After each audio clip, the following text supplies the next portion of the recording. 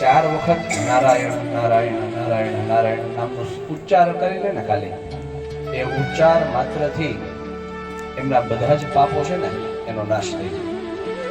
અને 4 વખત નારાયણનું સ્મરણ કરી અને કોઈ પણ કાર્યનો પ્રારંભ કરવામાં આવે તો એ પોતાનું શરૂ કરેલું કોઈ પણ કાર્ય છે ને એ પરિપૂર્ણ થાય. 3 પ્રકારના માણસો હોય. એક તો સૌથી પહેલા કે કોઈ દિવસ કાર્યનો પ્રારંભ જ ન કરે, વિચાર જ ન કરે. જો વિચાર જ ન કરે એટલે સ્વાભાવિક છે કોઈ કાર્ય થવાના જ નથી. એ સૌથી અધમ માણસો. બીજા પ્રકારના માણસો કાર્યનો પ્રારંભ કરે પણ કાર્યને વચ્ચે છોડી દે, એ મધ્યમ પ્રકારના માણસો.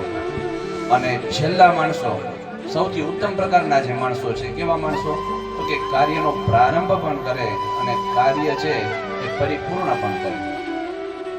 એ કોની કૃપાથી થાય તો કે ભગવાનની કૃપાથી. મનની અંદર કરેલો સંકલ્પ એ ભગવાનની કૃપાથી પરિપૂર્ણ થાય. આપણે ગમે એટલો પ્રયત્ન કરીએ, ગમે એટલો યત્ન કરીએ પણ થોડુંક છે ને એ બાકી રહી જાય. જશોદાજીએ કાનાને બાંધવા માટે કેટલા બધા દોરડા ભેગા કર્યા પણ માને જ્યાં સુધી એમ હતું ને કે હું બાંધી દઈશ ત્યાં સુધી ભગવાન કે ન બંધાય. પણ જ્યાં માએ મૂકી દીધું હવે તારે જે કરવું હોય કરજે.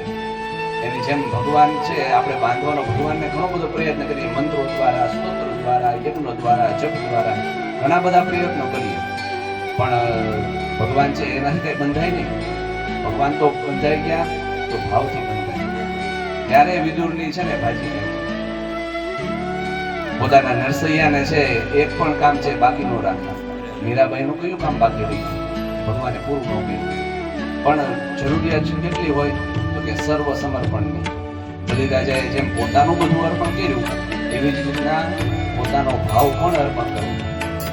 ભગવાનને પ્રાર્થના કરી, પ્રભુ આજના દિવસે જે કાંઈ કર્મ કર્યું છે ને એ તમારી કૃપાથી થયું છે. એ તમારી કૃપા અમારા ઉપર અવિરત વરસતી રહે. આવા કાર્ય છે એ થતા રહે.